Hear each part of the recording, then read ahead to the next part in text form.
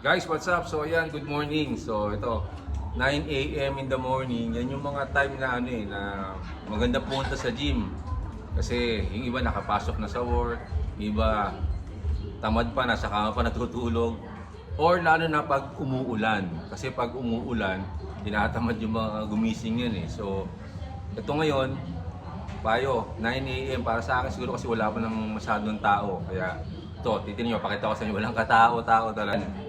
So ito tingnan nyo, o yan, di ba? Solong-solo, 9 a.m. in the morning, wala kang kasama, wala kang kaagaw, di ba? O, di ba? Solong-solo ka, o, di ba? So yan, 9 a.m. in the morning, o yan, di ba? O, kita-kita nyo, o, di ba? So yan guys, 9 a.m. in the morning, lalo na pag umuulan pa, mas lalong walang tao. So solo, wala kang kaagaw.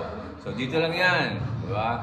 So halos lahat ng gym ganyan eh. Lalo na yung mga tinatawag nilang bakal gym. Yan. Or sa commercial gym, may mga tao na kasi meron dun. Minsan, kasi usually sa commercial gym, ang mga tao doon, may mga, sabihin natin may pambayad. So kahit na hindi sila mag-work agad, mag-gym muna, okay lang yun. Pero sa bakal gym yan, makikita mo halos lahat kasi na nagkatrabaho sa hapon na. So yan guys, see you again next time. So yan 9 a.m. O diba, solo ako, wala akong kasama, diba? So see you again next time, bye bye.